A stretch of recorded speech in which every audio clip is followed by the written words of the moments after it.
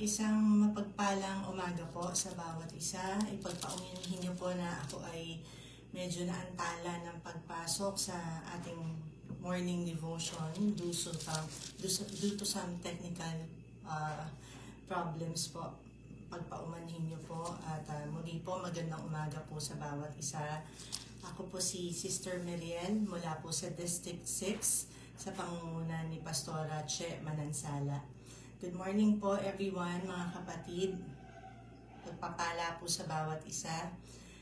Tayo po ay magpapasimula na ng gawain para sa ating Panginoon. Alam ko po na ang bawat isa ay excited na sa gawain ng ating Diyos. Sige po, tayo po ay magpasimula sa pamamagitan ng isang awitin para sa ating Diyos. Samahan niyo po ako. Salamat po sa Panginoon. Ang smart weather net na na-import mula sa Japan. Tayo po ay aawit sa ating Diyos. Hallelujah. Hallelujah. Glory to your name, Jesus. Hallelujah. Purihin kayo, Panginoon.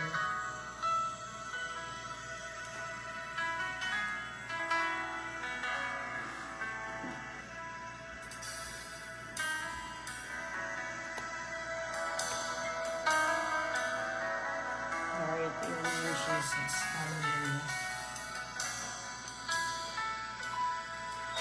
Oh Diyos, Ikaw ang tunay na dakila sa mundo. Ikaw ang haring nagmahal ng tulad ko. Ginawa mong lahat, pag-ibig mo ay tapat at wagas. O Diyos, walang papantay sa kabutihan mo. Ang ngalan mo'y itataas sa buhay ko. Sundin ang loob mo, iparinig ang nais mo.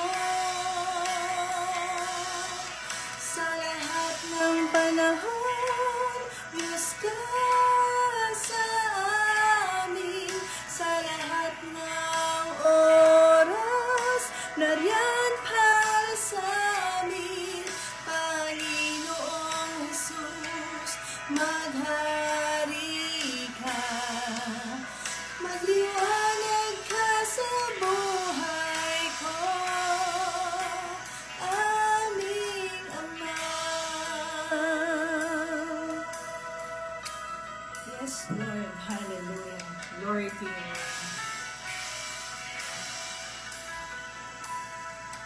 O Diyos, Ikaw ang tunay na dakila sa mundo. Ikaw ang haring nagmahal ng tulad ko. Sundin ang loob mo, iparinig ang nais mo. Sa lahat ng panahon, Diyos ka sa amin. Sa lahat ng oras, nariyan para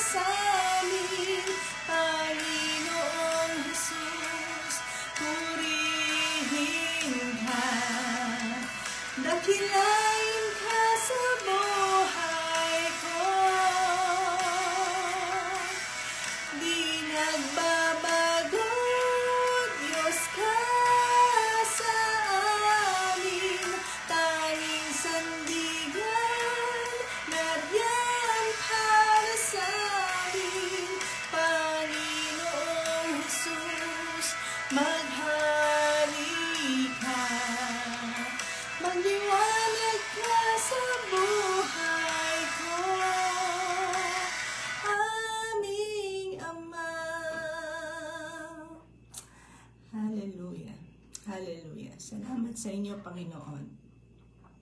Purihin kayo, O Diyos. Hallelujah. Hallelujah. So umagang ito, aming Ama, lumalapit po kami sa inyo, Panginoon. Nagpapalinis, O Diyos, upang kami maging karapat-dapat sa inyong banal na harapan, Panginoon.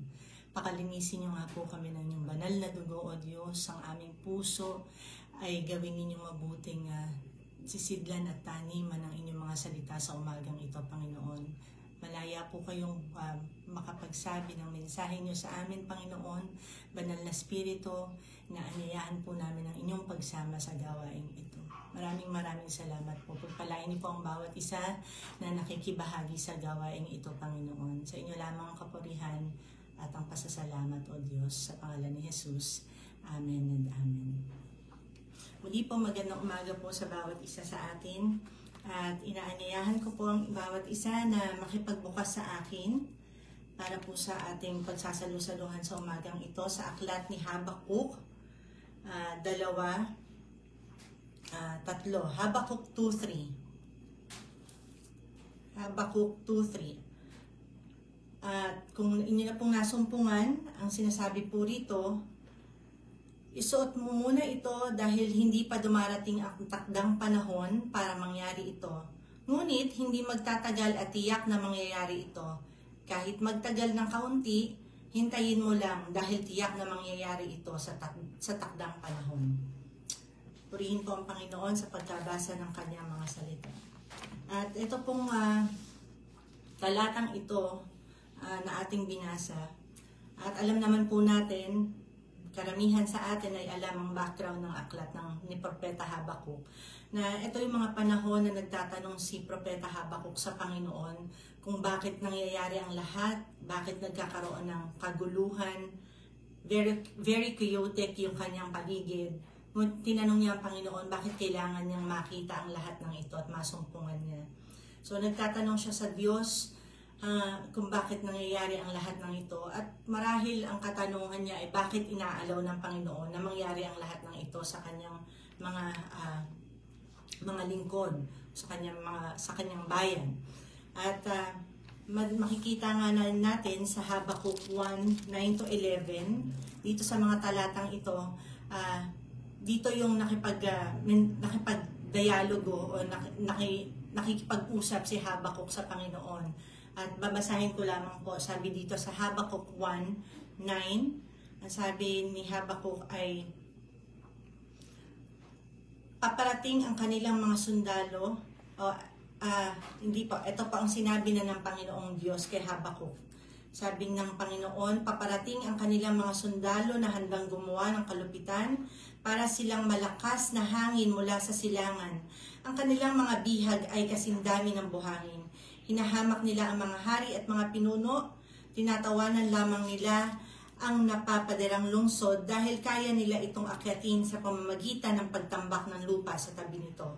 Sa ganitong paraan, nakakapasok sila at nasasakop nila ang lungsod. Pagkatapos, aalis sila na parang hangin lang na dumaan. Nagkasala sila dahil wala silang kinikilalang Diyos kundi ang sariling kakayanan. So ito po ang sinabi ng Panginoon kay Habakuk na isa sa mga mangyayari noong panahong iyon, o ito yung pinapakita ng Panginoon kay Habakuk, yung mga kalupitan pa o yung mga chaos pa na mangyayari noong panahon na iyon.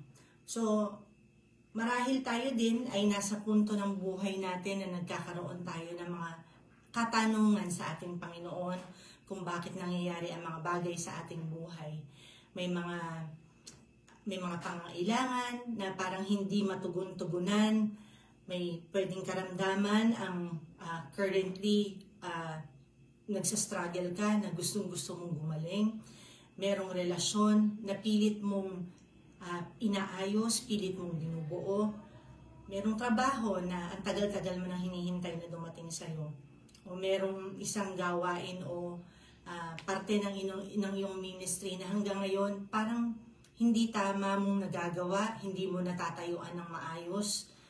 Ngunit, at minsan, meron pang pagkakataon na itong mga problemang ito sa iba't ibang aspeto ng ating buhay, nagko-connect pa sila lahat, para bang connecting the dots ang nangyayari. At ang isang problema, dumudugtong sa isang problema. Meron po tayong panahon sa buhay natin na gano'n na parang walang nagiging mabuting nangyayari sa atin.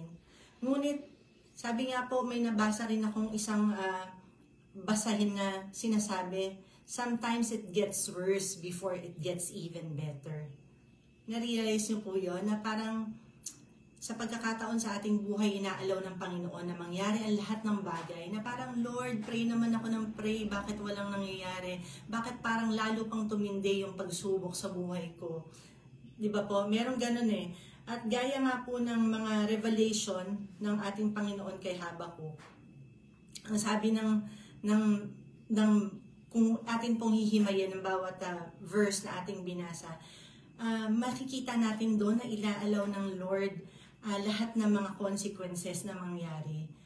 Dahil gusto niyang makita at alam na alam natin na gusto ng Panginoon na makita kung paano tayo magre-react doon sa mga consequences na yon. Meron pang pagkakataon na tinatanong natin ang Panginoon na bakit yung mga hindi naman mananampalataya na pagpapala? Ngunit tayo na lingkod ng Panginoon, nananalangin sa ating Diyos, bakit parang napakahirap ng buhay para sa atin? Ngunit sa Habakuk chapter 3 po, may tugon ng Panginoon dyan. Ang sabi niya dito, dito niya tinugon na merong mga pagkakataon na bakit yung mga hindi naman naniniwala sa ating Panginoon ay napagpapala.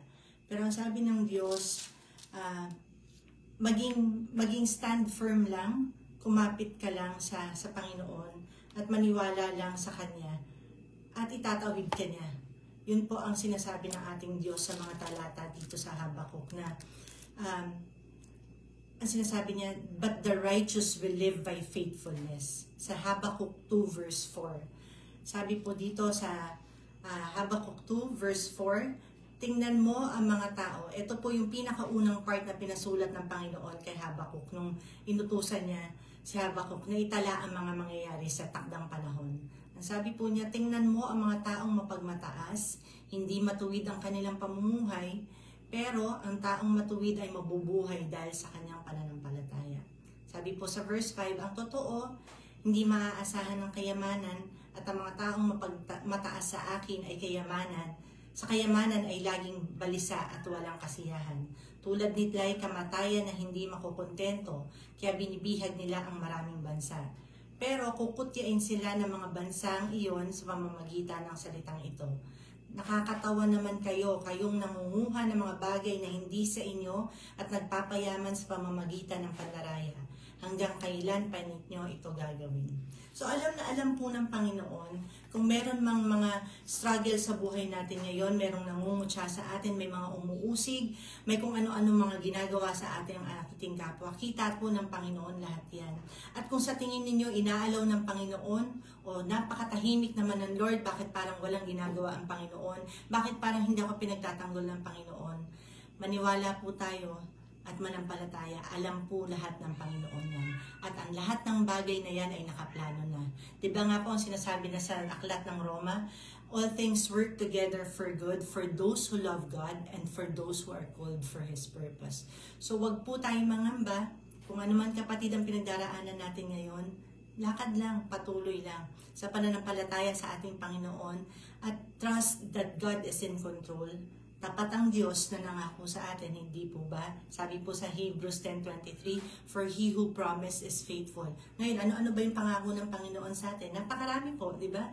So, isa-isa po yun. Dahil tayo po'y laging nagninilay ng salita ng Panginoon, marami po siyang pangako sa atin. At sabi ng kanyang salita, He who promised is faithful. Pag sinabi ba ng Bible, totoo? Totoo po, di ba? Salita po ng Diyos ay totoo. So, sabi ng Biblia, ang nangako ay laging tapat at mananatiling tapat po siya. So, maniwala po tayo na tapat ang Diyos at ano man yung pangako niya na nasa stage mo ngayon na nag-a-apply, kung ano man yung sitwasyon mo ngayon na pangako ng Diyos na applicable sa kung ano man sitwasyon mo. Sabi ng Biblia, He is the God that heals. O kung may pakaramdaman, yun po, pangatawanan natin yun, panghawakan natin yun. Kung meron mang kawalan, He is our provider, hindi po ba? He is our Savior. isa-isahin natin yung mga pangako ng Diyos. Tayo po'y magnilay-nilay ng kanyang mga salita. At lahat ng pangako niya sa atin, siya'y tapat, natutuparin at tinutupad niya po iyon. Di po ba? At lagi nating paniwalaan na sa ating pamananampalataya sa Panginoon, magtiwala tayo sa Kanya, put our trust in God, na lahat yan nakaplano na. Parang dun sa aklat ni Habakuk. Hindi natin alam, hindi alam ni Habakuk na siya, frustrated na siya, Lord, anong nangyayari? Bakit ganito? Bakit hinahayaan mo na patayin nila ang mga kasamahan ko, ang mga kababayan ko? Bakit ganon? Bakit hinahayaan mo na nakawan nila kami? Kubkubin nila yung mga bayan namin, at bakit yung mga ibang bansa na yumayaman sa pamamagitan ng pagnanakaw ng mga ari-arian na hindi kanila? So ano po ang tugon ng Panginoon? Alam ng Panginoon lahat, there is already God's plan. At alam po natin lahat yan, na simula pa lang hanggang katapusan, kita na ng Panginoon, di po ba? Nanonood na lang ang Panginoon, hindi siya nanonood para pabayaan tayo mapahamak, ngunit nanonood siya to let things unfold according to His will and for His glory alone. He is the Alpha and Omega, kaya wala na tayong dapat katakutan pa. Kung tayo naniniwala na mahal natin ang Panginoon, tayo tagasunod ng ating Panginoong Diyos, wala tayong dapat ipangamba. Sa mga nangyayari sa ating paligid, di po ba? Ang mga talatang ito, nakikita natin na pwede nating i-relate sa ating personal na buhay.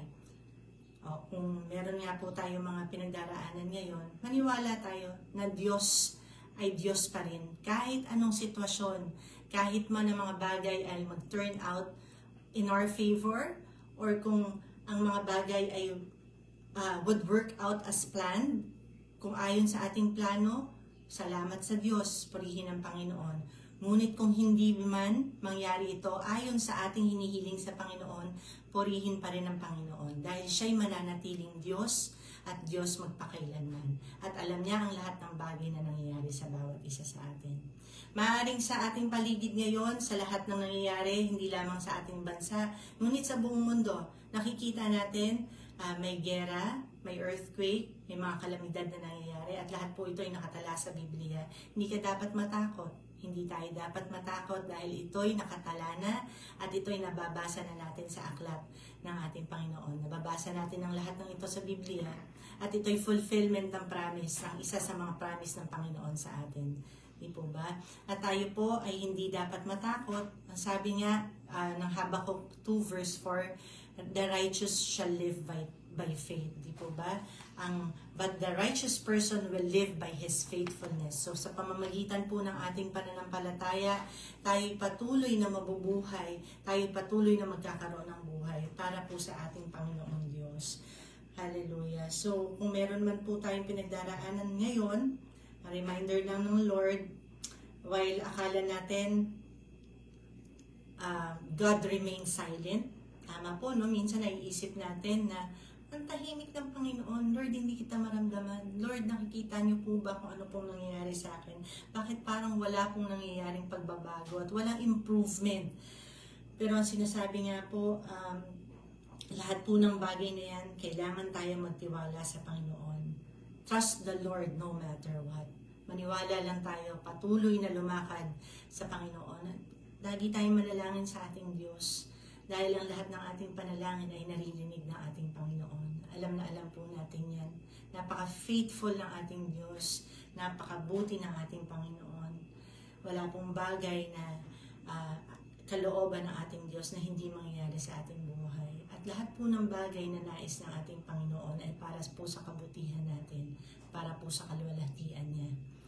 Salamat po sa ating Diyos at so, ini-encourage po tayo ng ating Panginoon sa umagang ito na magpatuloy lang. Kagaya po ni Propeta Habakuk na akala niya walang mabuting mangyayari sa kanila, walang improvement, walang mabuting kalalabasan dahil lahat na pangit na bagay na nakikita nila. Sabi ng Panginoon, isulat mo to, hindi pa dumarating. Pwede ngayon, wala pa yung katugunan sa panalangin natin.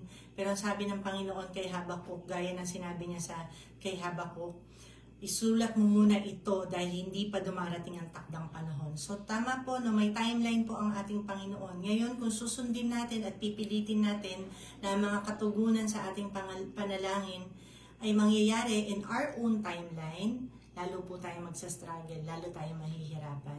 Ngunit, sabi ng Panginoon, hindi pa dumarating ang takdang panahon para mangyari ito. Ngunit, hindi magtatagal at tiyak na mangyayari ito. Ngunit may sinabi rin po ang Panginoon, maaring para sa atin ito, para sa iyo o para sa akin, kahit magtagal ng kaunti, hintayin mo lang dahil tiyak na mangyayari ito sa takdang panahon. So salamat po sa Panginoon, tandaan po natin yan. Ang lahat ng bagay na kalooban ng ating Diyos, hindi man ngayon mangyari, hindi man natin ngayon makita, if God seems to be silent at this point in time, just be patient, remain faithful, at lahat po ito ay mangyayari, tiyak na mangyayari sa takdang panahon, basta kalooban ng ating Diyos. At kung tayo po ay lumalakad sa kalooban ng ating Panginoon, hindi po tayo dapat mangamba kung meron tayong obedience at tayo po ay nananampalataya sa ating Diyos. Siya po ay tiyak na tutugon ayon sa kanyang kalooban para po sa kanyang kalwalhatian. Purihin po ang ating Panginoon sa umagang ito at tayo po ay manalangin sa ating Diyos. Maraming salamat sa inyo, Panginoong Diyos. Purihin po kayo. Pinapupurihan namin kayo. Salamat, Panginoon, sa inyong mensahe sa umagang ito, O Diyos. Tunay nga po kayo ay tapat. Kayo ay mabuti, Panginoon. Kayo po ay walang katulad, O Diyos. Salamat po sa inyo. Salamat sa mensahe, Lord, na kailangan lamang namin na hayaan, Panginoon, ang inyong plano na mangyari sa aming buhay. Sa mga pagkakataon, O Diyos, na kami ay naiinip, tulungan niyo kami, Panginoon, na ang inyong biyaya ay sumagana sa amin upang magkaroon kami, Panginoon, ng pagtitiis at matutong maghintay sa tamang kapanahunan ninyo upang mangyari ang mga pangako niyo sa amin, Panginoon. Lord God, tulungan niyo po ang bawat isa sa amin, Panginoon, na patuloy na makalakad sa inyong kalooban at katwiran. Lord, hayaan niyo po na maging mapagtiis ang bawat isa sa amin, Panginoon, at matuto kami, Panginoon, na marinig ng malinaw ang inyong mga mensahe, ang inyong mga nais sabihin sa bawat isa sa amin, Panginoon. Maraming salamat po sa inyo. Pagpalain niyo nga po ang bawat isa, Panginoon, na nakibahagi sa gawaing ito sa oras na ito, Panginoon.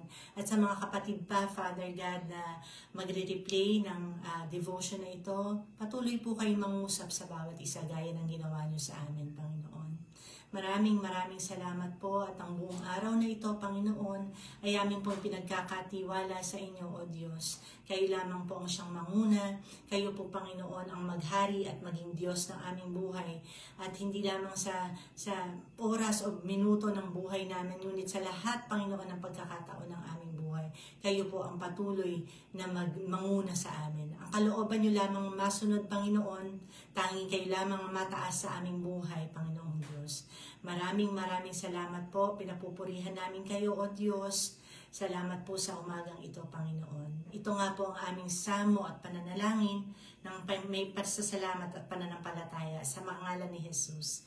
Amen and amen. Muli po, maraming salamat po sa bawat isa at God bless po sa bawat isa sa atin. Thank you po.